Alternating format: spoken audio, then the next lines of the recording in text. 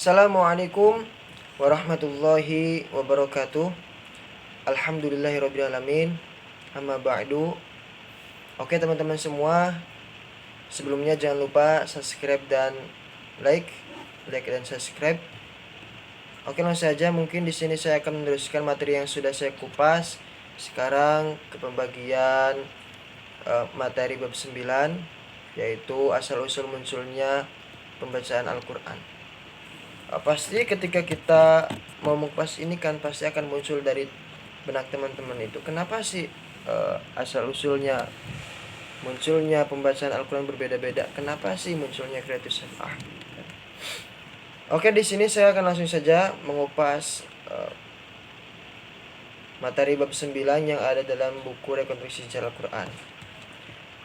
Nah, sebagian dikemukakan bahwasanya kenapa sih munculnya perbedaan pembacaan gitu.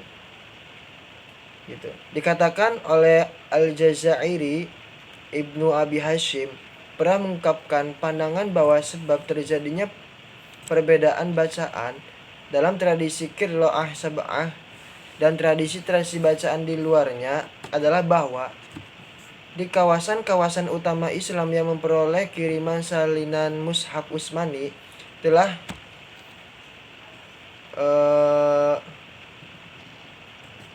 berdiam pada sahabat Nabi, yang darinya masyarakat wilayah tersebut mempelajari bacaan Al-Quran.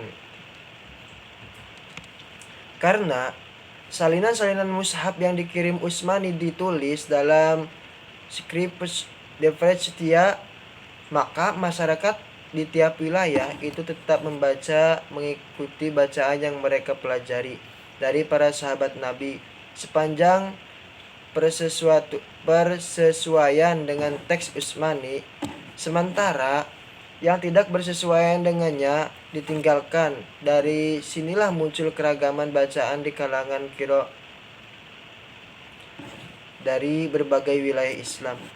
Nah, diriwayatkan lagi bahwa Ubay bin Ka'ab suatu ketika mendengarkan seseorang di dalam sebuah masjid membaca suatu bacaan Al-Quran yang tidak dikenal. Ubaid menegurnya, tetapi orang lain setelah itu juga melakukan hal yang sama. Mereka kemudian pergi menemui Rasulullah SAW untuk mengklarifikasi bacaan-bacaannya yang berbeda, dan Nabi membenarkan bacaan-bacaan itu. Hal ini membuat Ubaid terpukul serta berkeringat dingin dan mencemaskan dirinya sebagai orang pembohong. Melihat kondisi Ubay, Nabi lalu menenangkannya dan bersabda, "Hai Ubay, aku diutus untuk membacakan Al-Quran dalam satu harf, tetapi aku menolaknya dalam meminta agar umatku diberi keringanan." Kemudian diulangi lagi padaku dan kedua kalinya. Bacaan Al-Quran dalam dua harfain, aku pun nolak lagi dan memohon agar umatku diberi keringanan, lalu diulang lagi.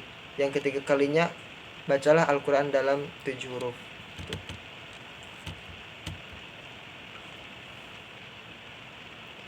Unifikasi bacaan Al-Quran, upaya standarisasi teks Al-Quran pada masa Utsman dalam kenyataannya juga mengaruh pada unifikasi bacaan Al-Quran dengan eksisnya teks yang relatif seragam. 20 pembacaan Al-Quran yang dipijakan pada tes tersebut tentunya akan menilaikan keragaman, tetapi jantarnya akses yang digunakan ketika itu untuk menyalin mushaf Utsmani, yakni Scriptio Desperia, belum mencapai tingkatan yang sempurna. Keragaman bacaan masih tetap mewarnai sejarah awal kitab suci kaum muslimin. Keragaman ini juga bisa dikaitkan dengan hafalan materi-materi Al-Quran lama yang ketika dilakukan standarisasi teks dan pemushafan non-Utsmani.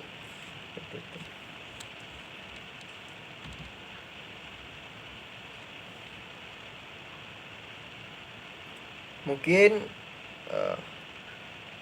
untuk bentuk-bentuk para kulo dan kemungkinan baru bisa dicapai setelah adanya pergantian atau alih generasi.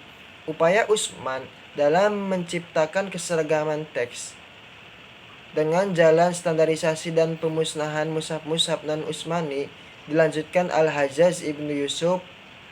Informasi tentang introduksi penulisan tanda-tanda vokal ke dalam teks Al-Quran yang biasanya dikaitkan dengan Al-Hajjaj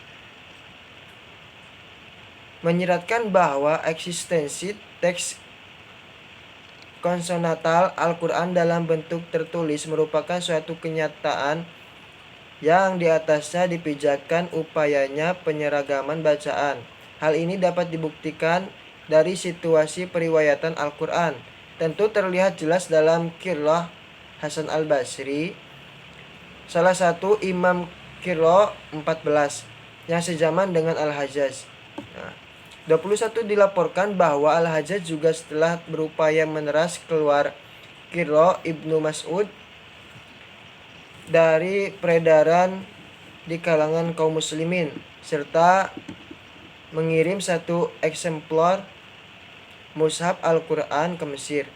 Pengiriman ini menjelaskan di satu sisi bahwa Kufah ketika itu jabatan gubernurnya dipegang oleh Al-Hajjaj merupakan sentral para qurra serta tanah air Al-Quran Beraksara Kufi.